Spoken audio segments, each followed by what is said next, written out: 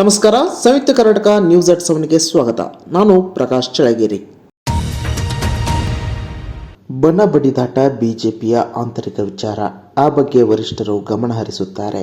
ಆದರೆ ಒಳಜಗಳ ಮೈತ್ರಿಯ ಮೇಲೆ ಯಾವುದೇ ಪರಿಣಾಮ ಬೀರುವುದಿಲ್ಲ ಎಂದು ಮಾಜಿ ಮುಖ್ಯಮಂತ್ರಿ ಹಾಗೂ ಕೇಂದ್ರ ಸಚಿವ ಎಚ್.ಡಿ. ಕುಮಾರಸ್ವಾಮಿ ಹೇಳಿದ್ದಾರೆ. ಹುಬ್ಬಳ್ಳಿ ವಿಮಾನ ನಿಲ್ದಾಣದಲ್ಲಿ ಸುದ್ದಿಗಾರರೊಂದಿಗೆ ಮಾತನಾಡಿದ ಅವರು, ಬಿಜೆಪಿ ರಾಷ್ಟ್ರೀಯ ಪಕ್ಷ. ಆಂತರಿಕ ಬೇಗುದಿ ಏನೇ ಇದ್ದರೂ ಅವು ಪಕ್ಷದ ವೇದಿಕೆಯಲ್ಲಿ ಬಗೆಹರಿಯಲಿವೆ. ವರಿಷ್ಠರು ಎಲ್ಲವನ್ನೂ ಸರಿಪಡಿಸುತ್ತಾರೆ.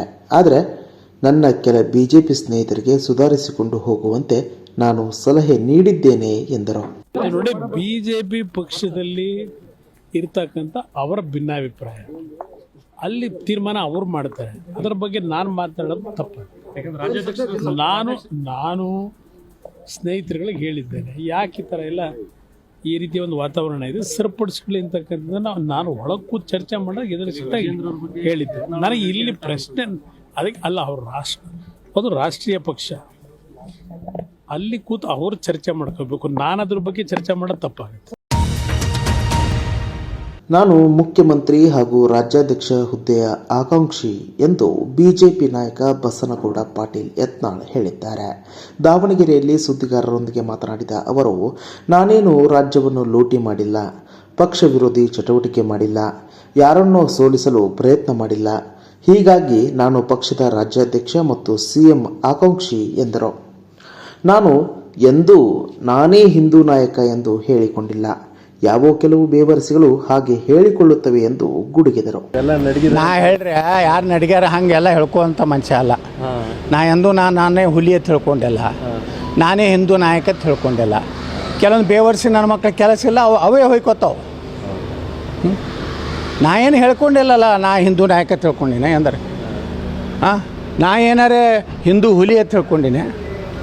ಯತ್ನಾಳ್ ಹೇಳ್ಕೊತ, ನೀವು ಮಾಧ್ಯಮದವರು ನೀವು ಹೇಳಲ್ಲ, ನೀವು ಜನ ಹೇಳಿದ್ರಿಂದ ನೀವು ಅನಿವಾರ್ಯವಾಗಿ ನೀವೇನು ಯತ್ನಾಳ್ ಮ್ಯಾಗೇನು ಭಾಳ ಪ್ರೀತಿ ಇಲ್ಲ.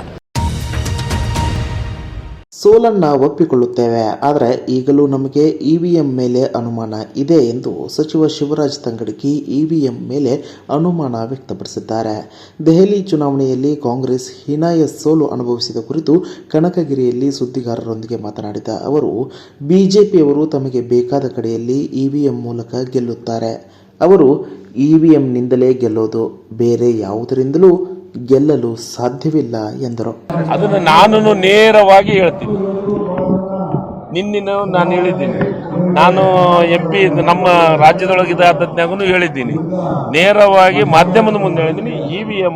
ಇವಿಎಂನಿಂದ ಮಾತ್ರ ಗೆಲ್ತಾ ಇದ್ದಾರೆ. ಅದಕ್ಕೆ ಈಗಾಗಲೇ ಮಹಾರಾಷ್ಟ್ರದ ಚುನಾವಣೆ ಎಷ್ಟು 35ರಿಂದ 38 ಲಕ್ಷ ವೋಟರ್ಸ್ ಹೆಚ್ಚಾಗಿದ್ದಾರೆ ಅಂತ ಈಗಾಗಲೇ ಆಪಾದನೆಯನ್ನು ಮಾಡಿದ್ದಾರೆ. ಅದ್ರ ಬಗ್ಗೆ ಯಾಕೆ ಚರ್ಚೆ ಆಗ್ತಿಲ್ಲ? ಅದ್ರ ಬಗ್ಗೆ ಯಾಕೆ ಮಾತಾಡ್ತಿಲ್ಲ? ಅಷ್ಟು ಸಾಕ್ಷ್ಯಗಳಿದ್ದಂದ್ರೆ ಆಯಿತು, ನಾಳೆಗೆ ನಾವು ತನಿಖೆಯನ್ನು ಮಾಡಿಸ್ತೀವಿ, ಅದ್ರ ಬಗ್ಗೆ ಏನಿದೆ ಮಾಹಿತಿಯನ್ನು ತರಿಸಿರ್ತೀವಿ, ತರಲು ನಾವೇನನ್ನೋದನ್ನು ಹೇಳ್ತೀವಿ ಅಂತ ಯಾಕೆ ಬಿಜೆಪಿ ಹೇಳಕತ್ತಿಲ್ಲ? ಅದ್ರ ಬಗ್ಗೆ ಮಾತಾಡ್ತಿಲ್ಲ. ನನಗೂ ಇನ್ನೂ ಸಂಶಯ ಇದೆ ಇವಿಎಂದ ಬಗ್ಗೆ. ನಾನು ಈಗಲ್ಲ, ಕರ್ನಾಟಕ ರಾಜ್ಯ ಗೆತ್ತೀವಿ ಅಂತಂದು, ಕರ್ನಾಟಕ ರಾಜ್ಯ ಅವರಿಗೆ ಅನುಮಾನ ಬರಬಾರ್ದಂತ ಅಲ್ಲೆಲ್ಲೆಲ್ಲೆಲ್ಲ ಗೆಲ್ಲಿಸುವಂತ ಕೆಲಸವನ್ನು ಮಾಡ್ತಾ ಇದ್ದಾರೆ. ಎಲ್ಲದ ಅವ್ರ ಕೈಗಿದೆ. ಅದು ಇನ್ನೂ ಇವಿಎಂ ಮ್ಯಾಗ ನನಗೆ ಈಗಲೂ ಅನುಮಾನ ಇದೆ. ಚುನಾವಣೆಯಲ್ಲಿ ಸೋತಾಗ ಇವಿಎಂ ಬಗ್ಗೆ ಮಾತನಾಡುವುದು ಫ್ಯಾಷನ್ ಆಗಿದೆ. ವಿರೋಧ ಪಕ್ಷಗಳು ನಿರಂತರವಾಗಿ ಆ ಆರೋಪವನ್ನು ಮಾಡುತ್ತಿವೆ ಎಂದು ಮಾಜಿ ಮುಖ್ಯಮಂತ್ರಿ ಹಾಗೂ ಸಂಸದ ಬಸವರಾಜ ಬೊಮ್ಮಾಯಿ ಹೇಳಿದ್ದಾರೆ. ದಾವಣಗೆರೆ ಜಿಲ್ಲೆಯ ಹರಿಹರದಲ್ಲಿ ಮಾಧ್ಯಮಗಳೊಂದಿಗೆ ಮಾತನಾಡಿದ ಅವರು, ದೆಹಲಿ ವಿಧಾನಸಭೆ ಚುನಾವಣೆ ಸ್ಪಷ್ಟ ಸಂದೇಶ ನೀಡಿದೆ. ಯಾರು ದೇಶದ ಬಗ್ಗೆ ಚಿಂತನೆ ಮಾಡುತ್ತಾರೆ, ದೇಶದ ಅಭಿವೃದ್ಧಿ ಮಾಡುತ್ತಾರೆ, ಯಾರು ದೇಶ ಕಟ್ಟುತ್ತಾರೆ ಅವರಿಗೆ ಜನ ಬೆಂಬಲ ಇದೆ ಎನ್ನುವುದು ಬಹಳ ಸ್ಪಷ್ಟವಾಗಿದೆ.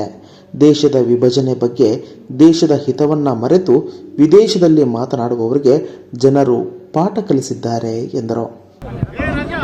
ದಿಲ್ಲಿ ಚುನಾವಣೆ ಇಡೀ ದೇಶಕ್ಕೆ ಭಾಳ ಸ್ಪಷ್ಟವಾದಂಥ ಸಂದೇಶ ಕೊಟ್ಟಿದೆ.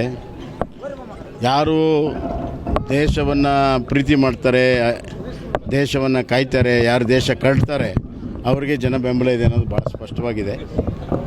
ದೇಶದ ಬಗ್ಗೆ, ದೇಶದ ವಿಭಜನೆ ಬಗ್ಗೆ, ದೇಶದ ಹಿತವನ್ನು ವಿದೇಶದಲ್ಲಿ ಮರೆತು ಮಾತನಾಡುವಂಥವ್ರಿಗೆ ಸ್ಥಾನ ಇಲ್ಲ ಅಂತ ಭಾಳ ಸ್ಪಷ್ಟವಾಗಿದೆ. ಇನ್ನು EVM ಬಗ್ಗೆ ಮಾತನಾಡುವಂಥದ್ದು ಒಂದು ಫ್ಯಾಷನ್ ಆಗಿದೆ ಅಷ್ಟೇ. ತಮ್ಮ ಸೋಲನ್ನು ಒಪ್ಪಿಕೊಳ್ಳದೆ ಕುಂಟು ನೆಪವನ್ನು ಹೇಳುವಂಥದ್ದು ಒಬ್ಬ ನಾಯಕನ ಲಕ್ಷಣ ಅಲ್ಲ. ಅದು ನಿರಂತರವಾಗಿ ಇವತ್ತು ವಿರೋಧ ಪಕ್ಷಗಳು ಮಾಡ್ಕೊಂಡು ಬಂದಿದೆ. ಚುನಾವಣೆಯಲ್ಲಿ ಸೋತ ನಂತರ EVM ಯಂತ್ರಗಳು ಹಾಗೂ ಚುನಾವಣಾ ಆಯೋಗದ ಮೇಲೆ ಕಾಂಗ್ರೆಸ್ನವರು ಆರೋಪ ಮಾಡುತ್ತಾರೆ.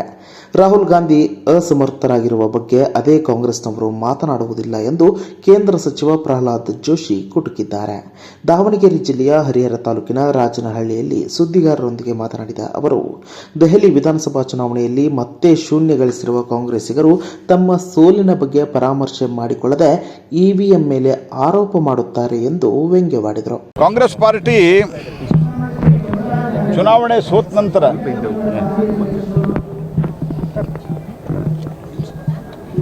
ಅದನ್ನು ಒಂದು ವಿಮರ್ಶೆಯನ್ನು ಮಾಡೋದು ಬಿಟ್ಟು ಆತ್ಮನಿರೀಕ್ಷಣೆಯನ್ನು ಮಾಡೋದು ಬಿಟ್ಟರು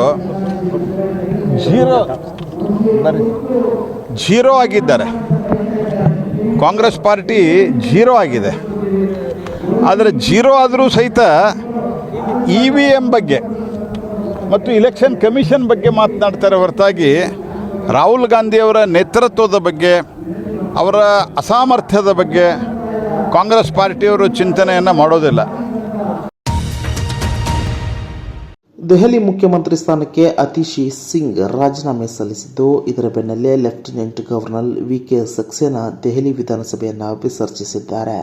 48 ಸ್ಥಾನಗಳಲ್ಲಿ ಜಯಿಸಿರುವ ಬಿಜೆಪಿ ಸರ್ಕಾರ ರಚಿಸಲಿದ್ದು, ಬಿಜೆಪಿಯ ಪರವೇಜ್ ವರ್ಮಾ ನೂತನ ಮುಖ್ಯಮಂತ್ರಿಯಾಗಿ ಪದಗ್ರಹಣ ಮಾಡಲಿದ್ದಾರೆ ಎಂದು ಸದ್ಯಕ್ಕೆ ಹೇಳಲಾಗುತ್ತಿದೆ.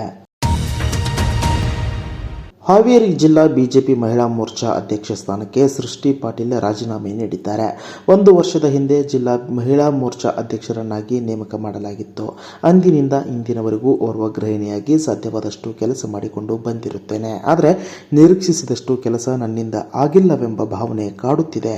ಆದ್ದರಿಂದ ಆ ಸ್ಥಾನಕ್ಕೆ ಅನ್ಯಾಯವಾಗಬಾರದೆಂಬ ಕಾರಣಕ್ಕೆ ನನ್ನ ಸ್ವ ಇಚ್ಛೆಯಿಂದ ಜಿಲ್ಲಾ ಬಿಜೆಪಿ ಮಹಿಳಾ ಮೋರ್ಚಾ ಅಧ್ಯಕ್ಷ ಸ್ಥಾನಕ್ಕೆ ರಾಜೀನಾಮೆ ನೀಡುತ್ತಿದ್ದೇನೆ ಎಂದು ಸೃಷ್ಟಿ ಪಾಟೀಲ್ ರಾಜೀನಾಮೆ ಪತ್ರದಲ್ಲಿ ತಿಳಿಸಿದ್ದಾರೆ.